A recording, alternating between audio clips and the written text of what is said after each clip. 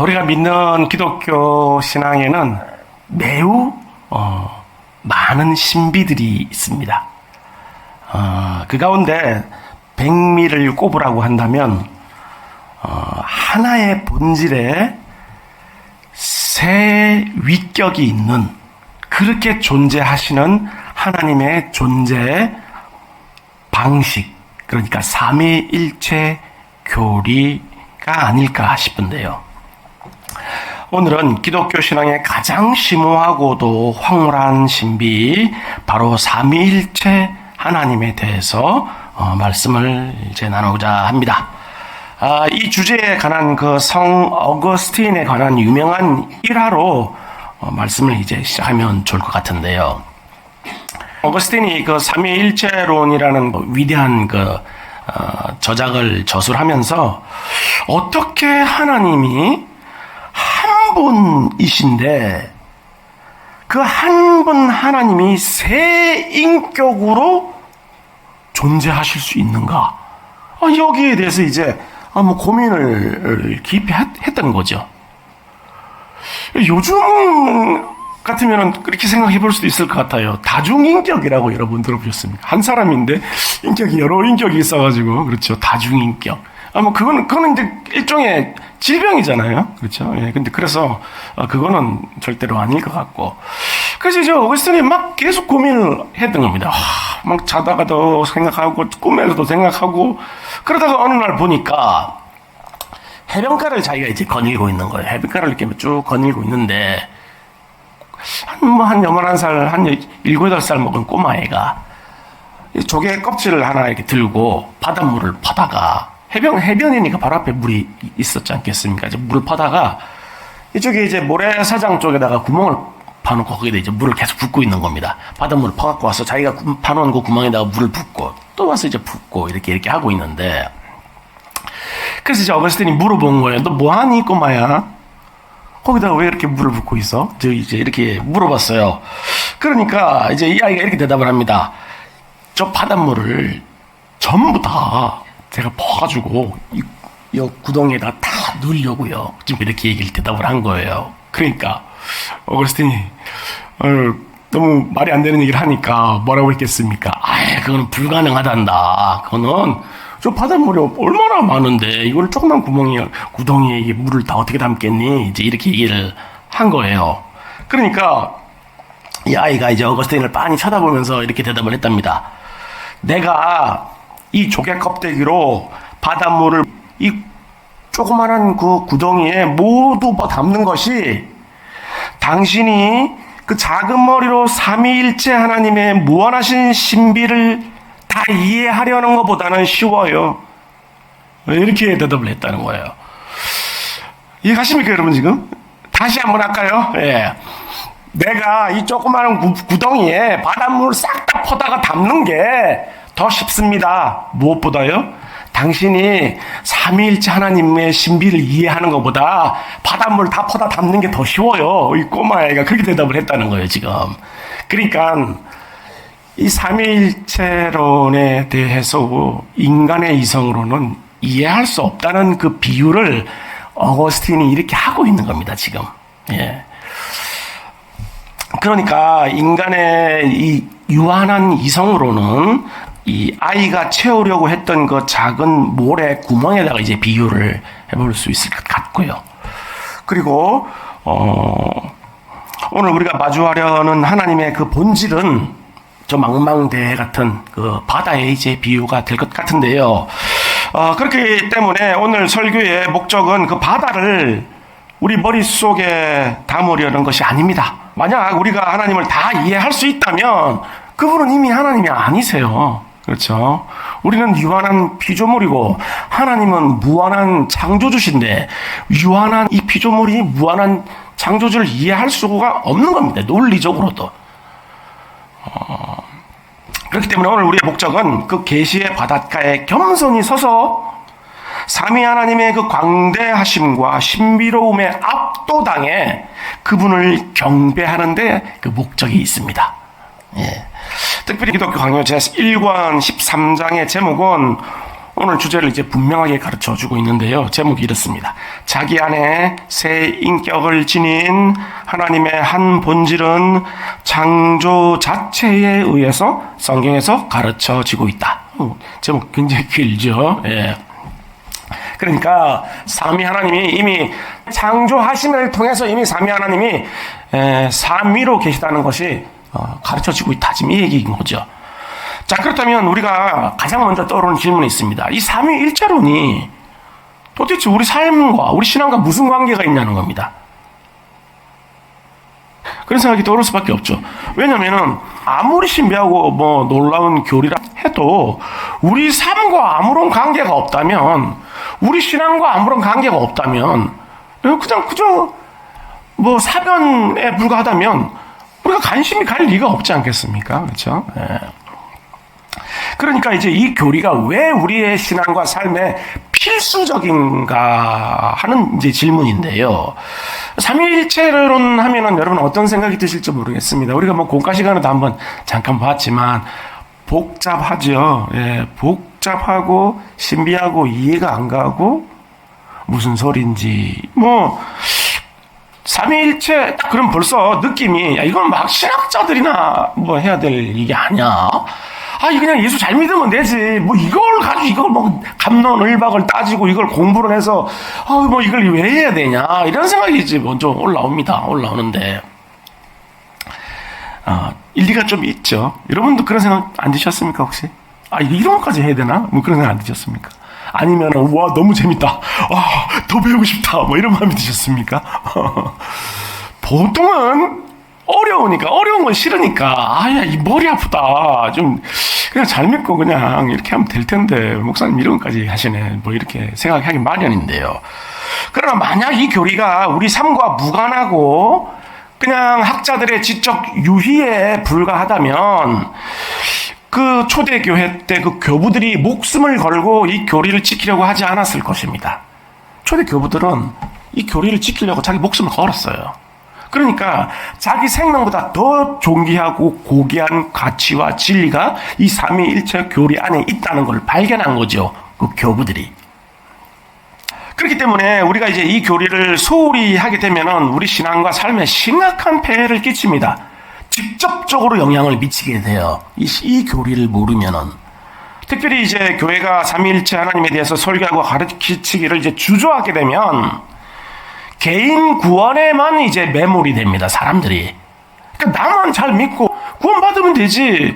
굳이 교회를 다니면서 다른 사람들하고 다른 지체들하고 교제를 해야 되고 섬기고 이런 걸 왜 해야 되냐 도대체. 나만 잘 믿고 구원받으면 되지. 이게 왜 이러냐면 삼위일체론을 안 가르쳐서 그래요. 또한 성부, 성자, 성령을 각각 따로 떼어놓고 생각을 하는 삼신론, 신이 세 명이라는 거예요. 삼신론이나 상황에 따라서 이 과면을 이제 바꿔 쓰는 양태론 같은 그런 이단 사이비에 이제 빠질 수 있기 때문인데요. 대부분의 이단 사이비는 이 삼위일체론이 잘못되어 있습니다. 예, 이 삼위일체론을 이해도 하지도 못할 뿐만 아니라 엉뚱하게 가르쳐서 그래서 다 자기가 성부 하나님이라 그러고 예수라 그러고 그렇게 가르치는 거예요. 삼위일체론이 잘못되어 있는 거예요. 그러니까 삼위일체론만 올바로 딱 배워놔도 이단 사이비에 흔들릴 일이 없는 거죠. 그래서 한 신학자는 삼위일체 교리를 모른다면 우리는 우리가 예배하는 대상이신 하나님에 대해서 전혀 모른다라고 얘기할 수 있다. 이렇게까지 얘기를 했습니다. 그러니까 삼위일체론은 그리스도인들에게 있어서 어떤 무슨 선택이 아니에요. 선택 과목이. 예. 필수 과목도 무조건 들어야 되는 거예요. 왜냐하면 삼위일체는 그야말로 하나님의 정체성 그 자체이기 때문입니다. 자, 우리가 믿는 하나님은 본질 자체가 관계를 통해서만 설명되어지는 하나님이세요. 관계. 그러니까 혼자 전제군주처럼 하늘에 혼자 앉아 계셔서 아무하고도 교제하지 않고 상대하지 않는 그런 하나님이 아니라는 겁니다. 예. 따라서 이 교리는 우리가 어떻게 구원을 받았는지, 그리고 우리가 어떻게 살아야 되는지, 그리고 교회가 무엇인지를 결정하는 그 아주 중요한 기초 토대가 되는 거예요. 이 삼위일체 교리가.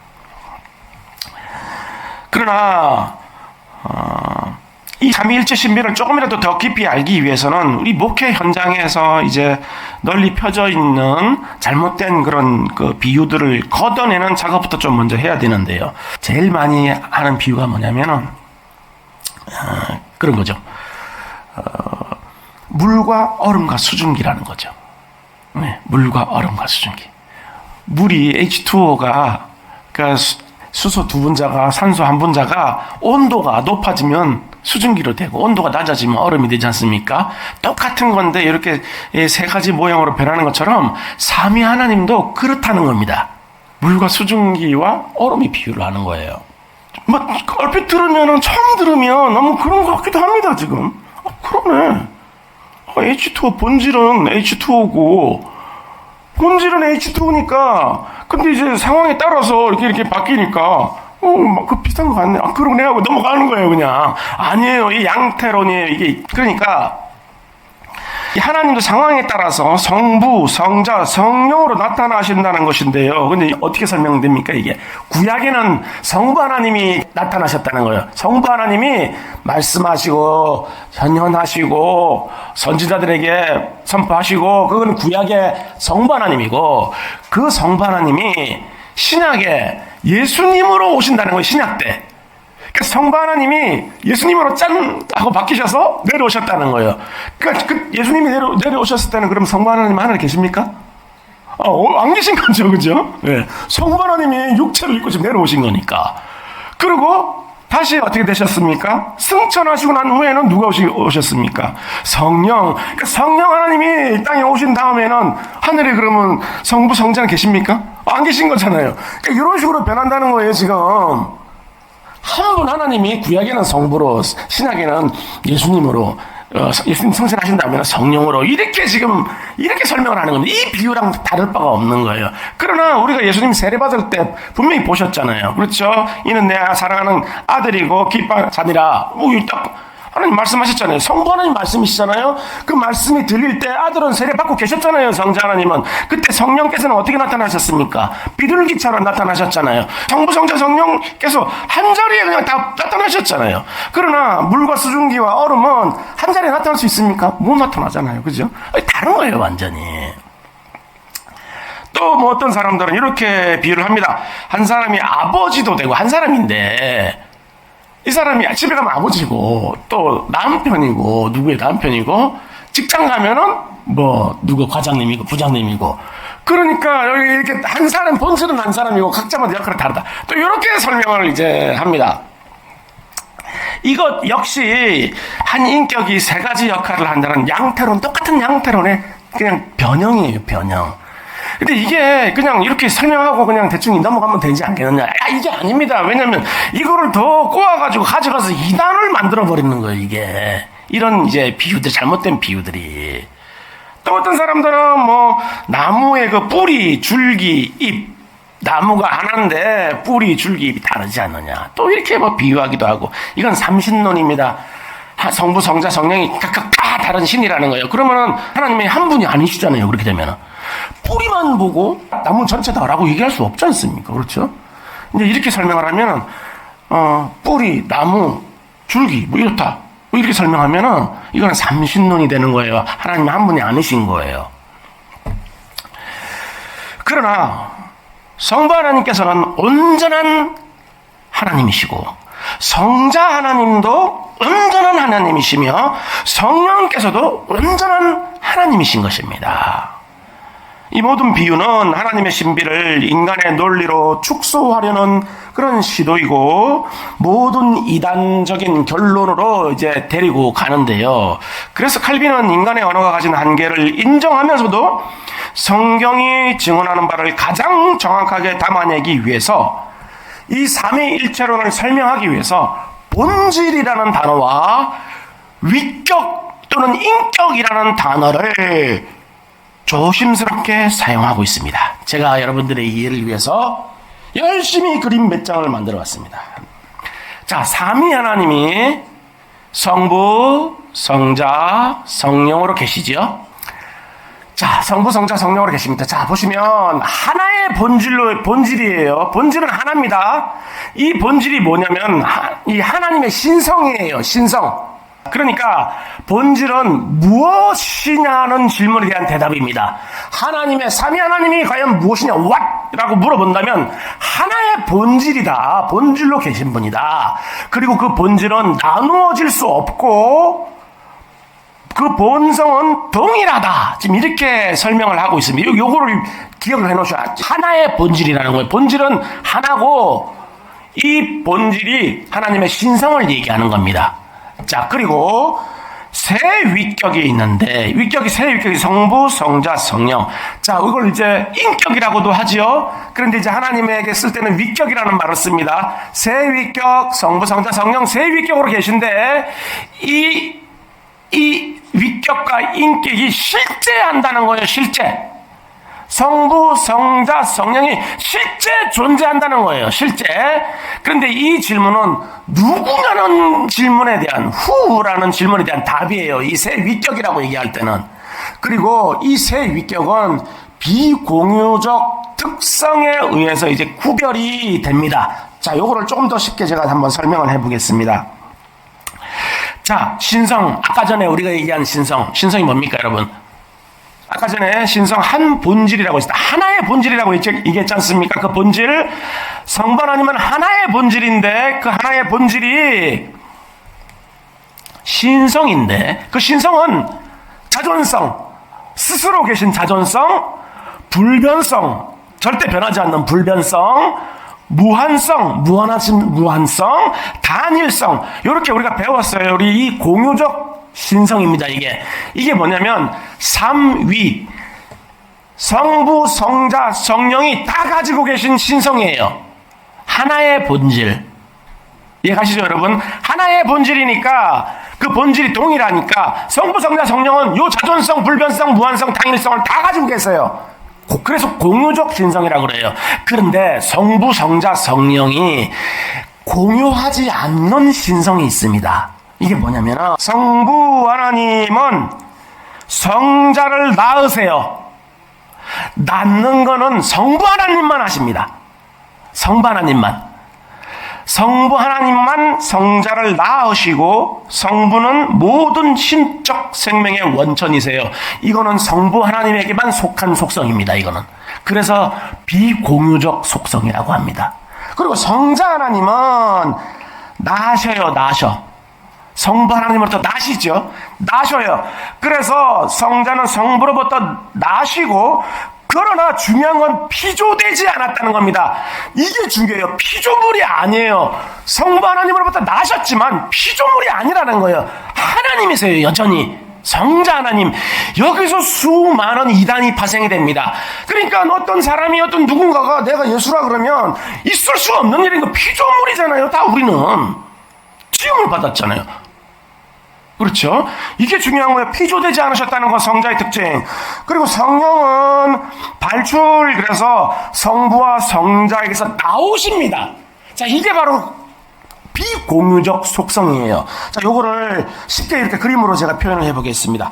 자, 성부, 성자, 성령이 이렇게 계신데 요 가운데 세 분이 다 겹치는 요곳.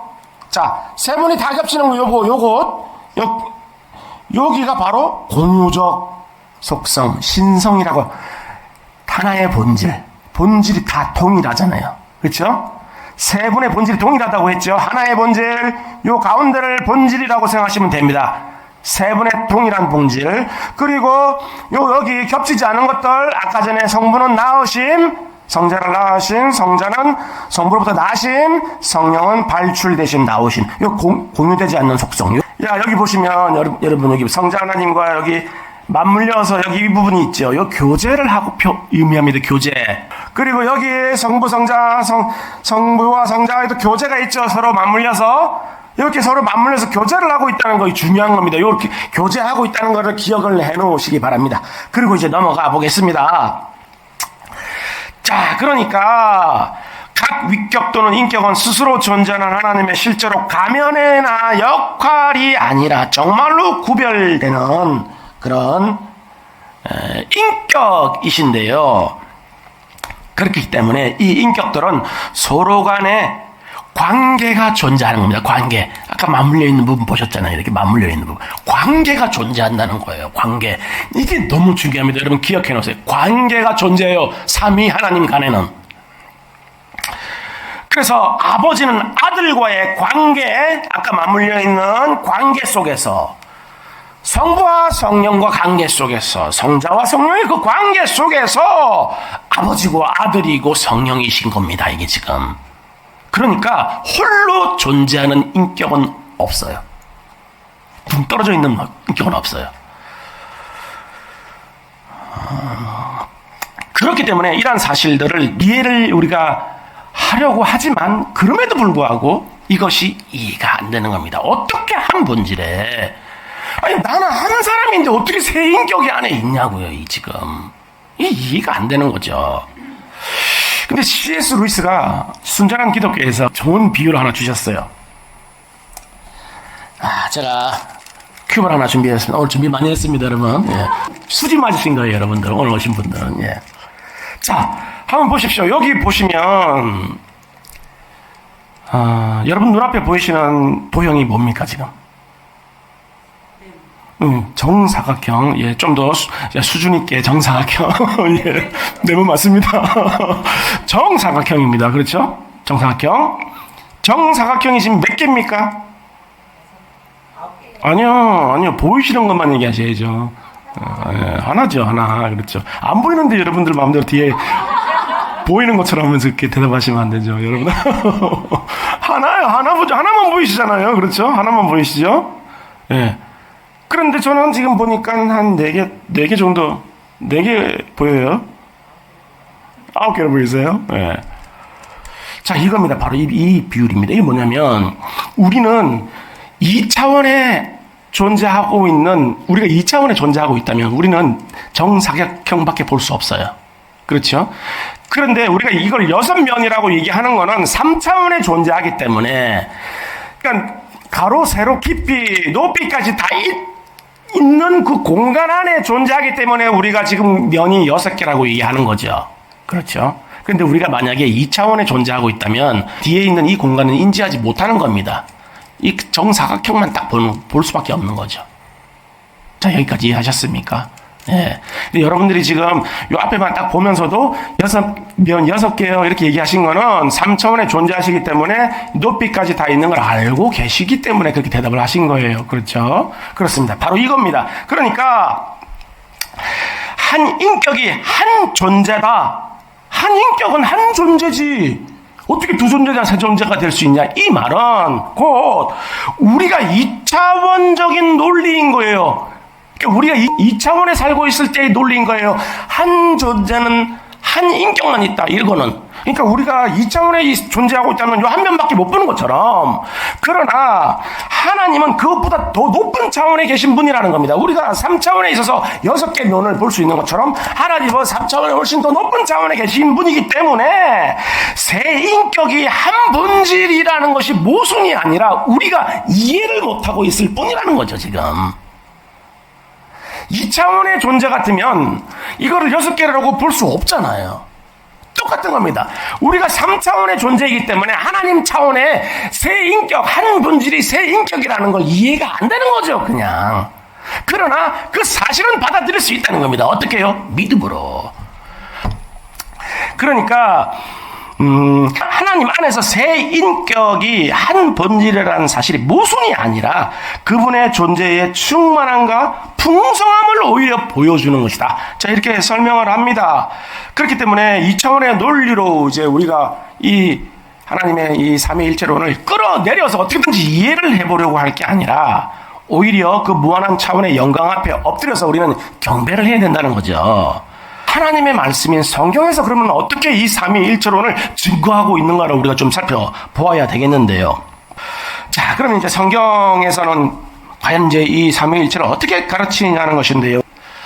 창세기 1장 26절입니다. 하나님이 이르시되 우리의 형상을 따라 우리의 모양대로 우리가 사람을 만들고 그들로 바다의 물고기와 하늘의 새와 가축과 온 땅과 땅에 기는 모든 것들을 다스리게 하자 하시고,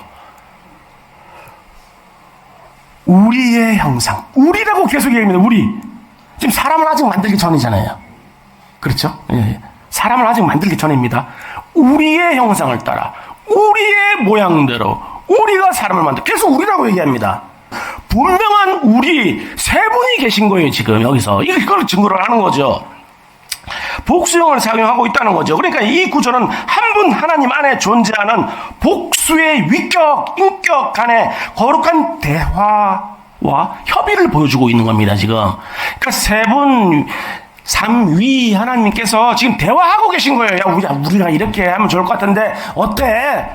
뭐 지금 대화를 하고 계시다는 거예요. 지금 그러니까 하나님께서 홀로 말씀하시는 것이 아니라 성부와 성자와 성령께 지금 얘기를 하고 계신 것인데요. 그렇다면 하나님께서 우리의 형상대로라고 했을 때 그 사람을 만들고자 한 그 형상의 원형은 과연 무엇일까요, 여러분? 원형은 하나님은 영이시잖아요. 영이시잖아요. 영이신데 그럼 뭐를 보고 뭐를 원형으로 해서 사람을 만드셨냐는 겁니다. 영인데 그러면 영을 형상으로 해서 만들면 영이 나와야 되지 않겠어요? 그렇죠. 근데 사람은 지금 육체를 입고 있잖아요. 그럼 뭐를 원형으로 해서 사람이 만들어졌냐는 겁니다. 골로새서 1장 15절입니다. 그는 보이지 아니하는 하나님의 형상이시요. 그가 누굽니까? 그는 보이지 아니하는 하나님의 형상이시요. 다음 구절 보십시오. 모든 피조물보다 먼저 나셨어요. 예, 누가 나신 거죠? 나신 분은 누구죠? 예수님이죠. 그러니까 그는 누굽니까? 예수님이지요. 보이지 아니하는 하나님의 형상이라는 겁니다. 예수님이. 그러니까 우리는 누구의 형상을 따라 지어진 겁니까? 예수 그리스도의 형상을 따라 지어진 거예요. 사람은. 예. 놀라운 답인 건데요. 그렇게 우리는 보이지 않는 하나님의 보이는 형상이신 예수 그리스도를 본떠서 만들어진 존재인데요. 그러니까 이처럼 창조의 첫 순간부터 성부와 성자가 함께 이제 일을 하신 것입니다. 그러니까 한 분이 변했다가 말할 수가 없죠. 그렇죠? 한편 10편 33편 6절은 창조의 삼위일체적 사역을 더 분명하게 이제 보여주고 있는데요. 한번 보십시오, 여러분. 10편 33편 6절입니다. 여호와의 말씀으로 하늘이 지음이 되었으며 그 만상을 그의 입 기운으로 이루었더라. 자, 여러분, 세 가지 요소가 나옵니다. 자, 보십시오. 세 가지 요소가 나옵니다. 뭐가 나옵니까? 여호와, 말씀, 입기운. 그렇죠. 아우, 이렇게 속이 시원할 때가 있나? 여호와 누굽니까? 성부 하나님. 말씀 누굽니까? 예수 그리스도 성자 하나님. 입기운 누굽니까?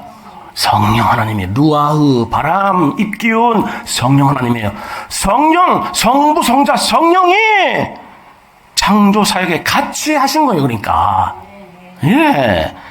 그러니까 이 창조 사역이 세 가지 요소의 협력에 의해서 이제 되었다는 것을 우리가 알 수가 있는데요.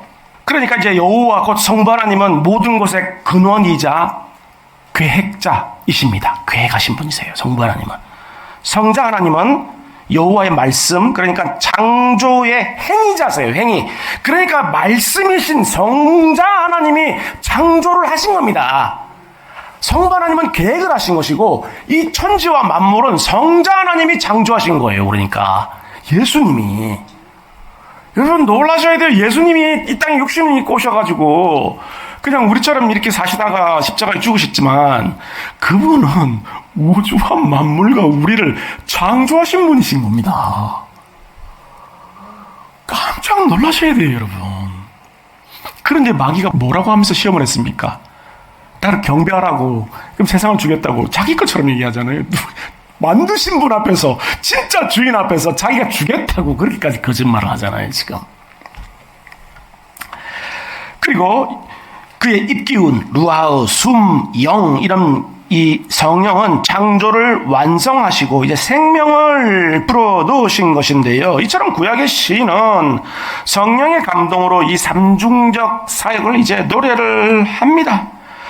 그러므로 창조는 삼위일체 하나님의 거룩한 교향곡이라고 이제 얘기를 할 수 있는 겁니다. 예. 성부 하나님은 교향곡의 그 작곡하신 분이시고, 성자 하나님은 교향곡을 연주하시는 연주자신 분이고, 성령 하나님은 이 교향곡이 온 우주에 울려 퍼지도록 하는 완성하시는 분, 운행하시는 분. 이제 이렇게 우리가 이해를 할 수 있는 것이죠.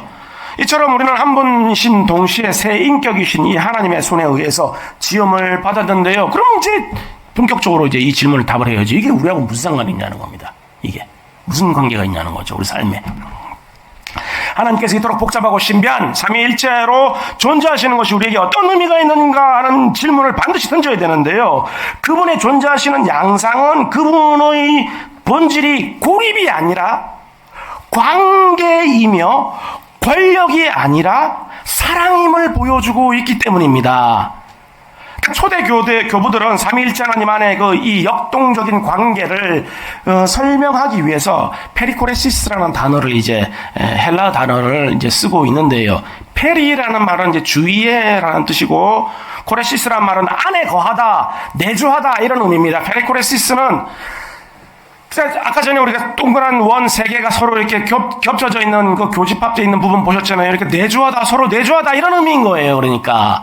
그래서 이 관계가 역동적이기 때문에 교부들이 이렇게 표현했습니다. 거룩한 춤이다. 삼위 하나님 간의 거룩한 춤이다. 너무 그 사랑과 그 관계가 역동적이라서 춤에 비유를 하고 있습니다. 교부들이. 그 정도로 역동적이라는 거죠.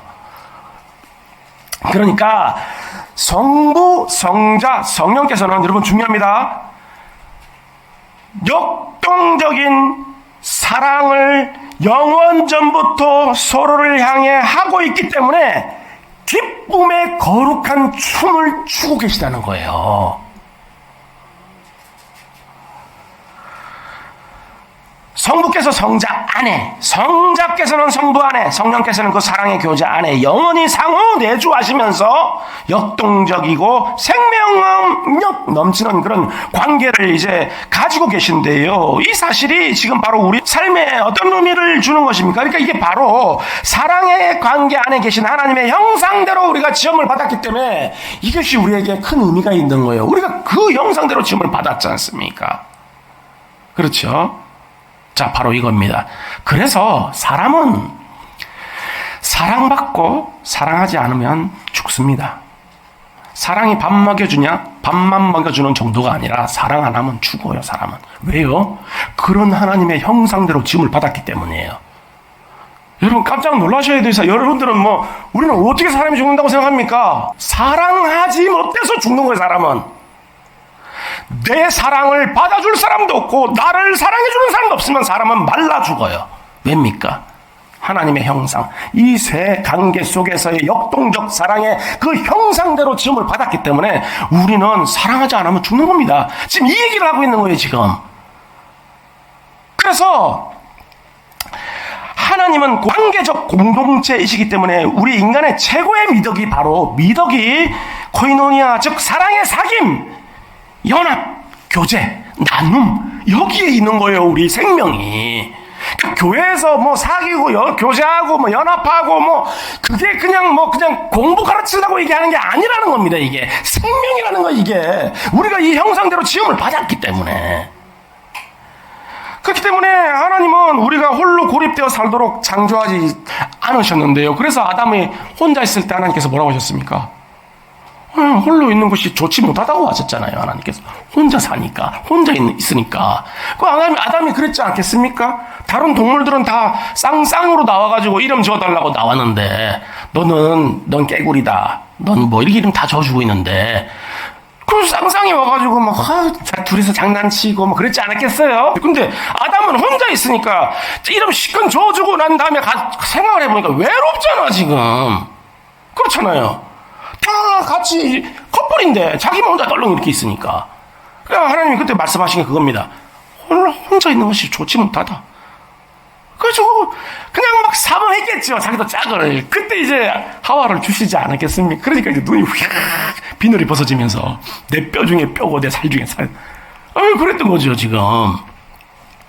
그러니까 사람은 혼자 존재하지 못하는 존재입니다. 즉 다시 말해서 사랑하지 못하면 죽는 존재예요, 사람은.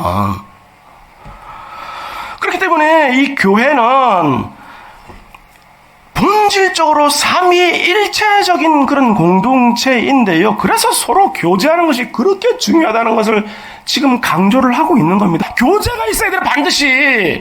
왜요? 우리는 하나님의 형상대로 지음을 받았기 때문에 그 관계 속으로 들어와야 되는 거예요.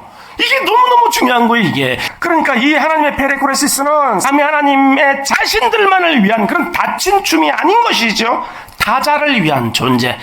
다른 내 성자를, 내 아들을 위한, 성령을 위한, 성부를 위한 그런 거룩한 춤인 거죠, 지금 이 춤이. 그렇죠? 자, 여기서 뭐가 나옵니까? 타자를 위한 섬김이 나오는 겁니다. 섬김이. 교제가 나오고 섬김이 나오는 거예요, 여기서. 삼위 하나님과의 그 관계 속에서. 그러니까 성부께서는 가장 사랑하는 성자를 그냥 내어주신 거잖아요, 아낌없이. 그게 섬김인 겁니다. 성자는 어떻게 하셨습니까? 번째는 근본 하나님이시지만 종의 형체를 입고 이 땅에 오셔서 자기 생명을 아낌없이 우리에게 내어주셨잖아요. 섬김인 겁니다, 이게. 그렇죠? 예. 성령께서는 지금 이 순간도 말할 수 없는 탄식으로 우리를 대신해서 간구하고 계시잖아요. 섬김인 겁니다, 이게. 그 섬김과 그 관계 때문에 기쁨의 거룩한 춤을 추고 계신 거예요.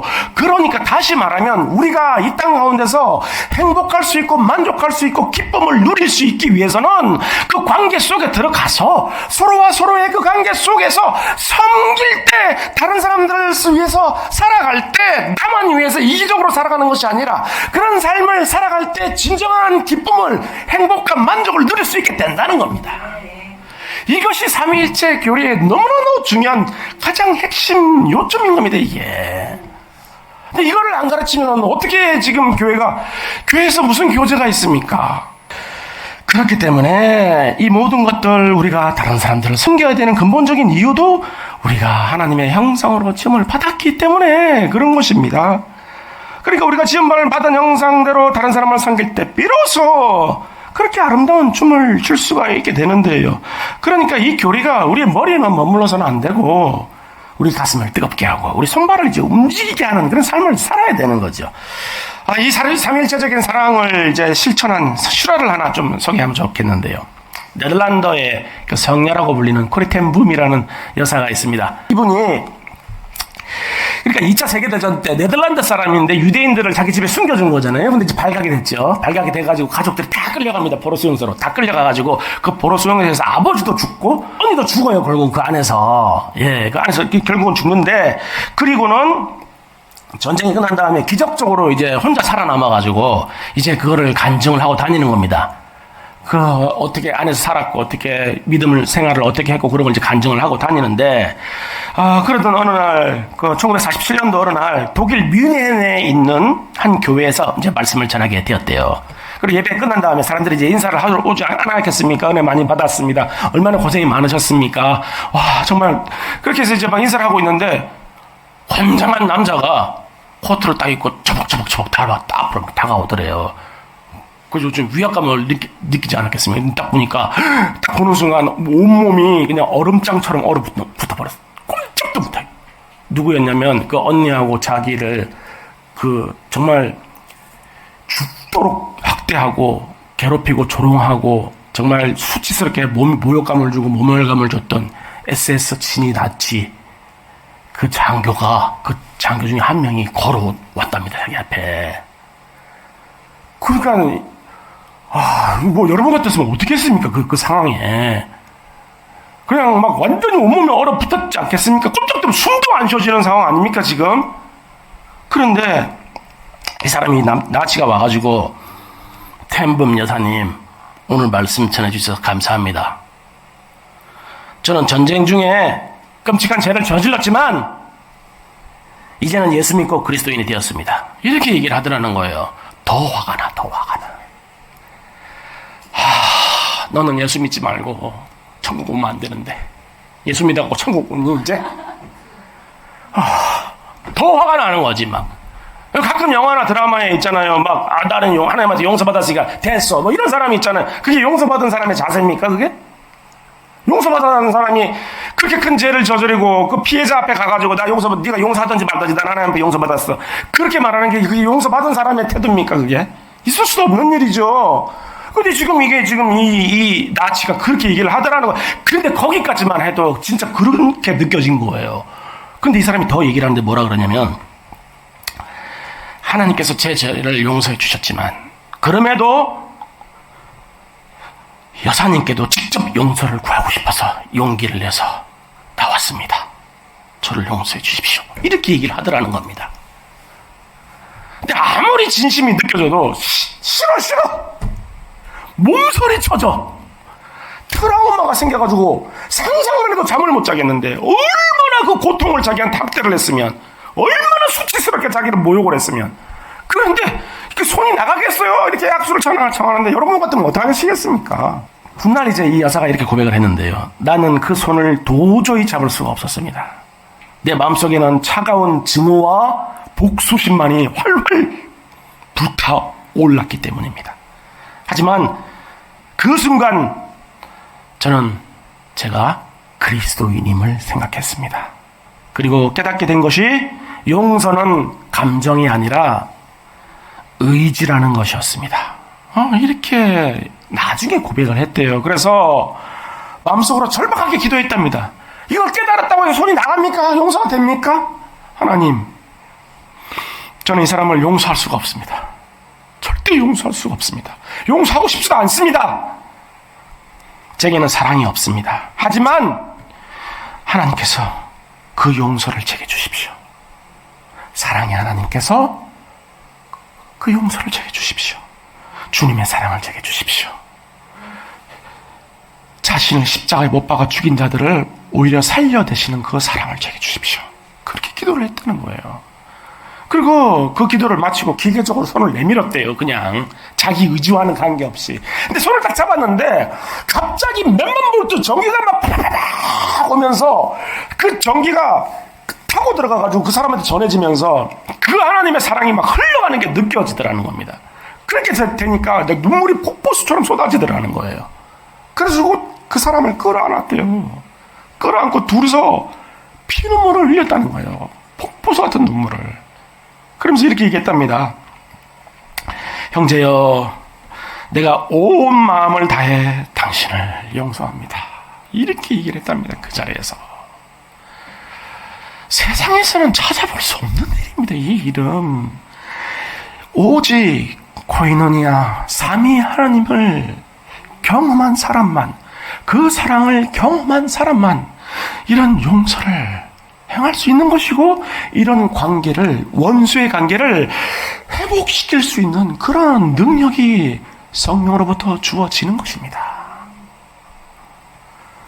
결코 용서할 수 없는 원수까지 용서하게 하는 것이 바로 삼위일체 신앙을 삶으로 살아내는 것이죠. 그렇습니다. 우리 힘으로는 안 되죠. 우리 능력으로는 코이도니아를 이룰 수 없습니다. 그러나 성부의 사랑, 성자의 은혜, 성령을 통해서 그 모든 은혜들이 우리를 압도할 때 불가능한 용서와 불가능한 사랑이 가능하게 되는 것인데요. 오늘 우리 다시 한번 처음 어거스틴이 걸었던 그 해변가 한번 우리 같이 걸어보면 좋을 것 같아요. 여러분 한번 지금 거기에 걷고 있다고 생각해 보십시오. 그러나 그때와 다를 바 없이 우리는 여전히 저 무한한 바다를 우리의 작은 구멍에 다 담을 수 없습니다. 아마도 우리가 하나님 나라 가서도, 천국에 가서도 삼위일체 교리에 대한 신비는 다 이해하지 못할 겁니다. 왜지요? 하나님은 무한하신 분이니까요.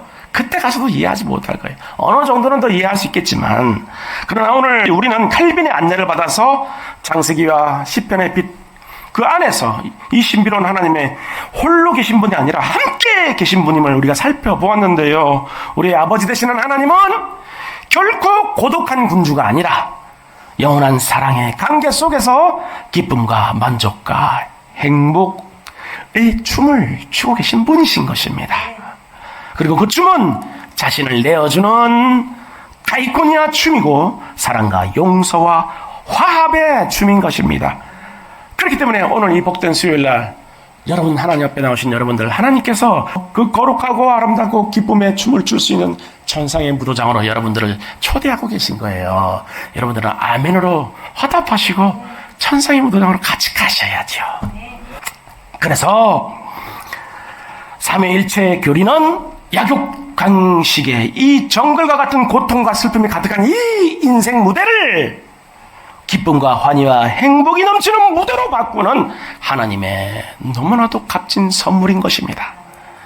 그렇기 때문에 내가 너를 대신하여 죽었다라고 말씀하시며 내미시는 그 예수 그리스도의 손을 우리는 꼭 붙들어야 되겠습니다. 또한 내가 너를 용서할 힘을 주겠다고 말씀하시는 성령의 능력 또한 우리가 꼭 붙들어야 하겠습니다. 그리고 내가 너를 영원히 사랑한다, 영원히 사랑한다 라고 말씀하시는 성부 하나님의 그 넓고 따뜻한 품 안으로 달려가서 뜨겁게 안겨야 하겠습니다. 이 시간 삼위일체 하나님과의 거룩한 사귐 속으로 더 깊이 들어가 기쁨과 만족과 행복을 이 땅에서부터 충만하게 누리고 그 사랑을 전하며 살아가는 여러분 모두가 될 수 있기를 주님의 이름으로 간절히 축원하겠습니다.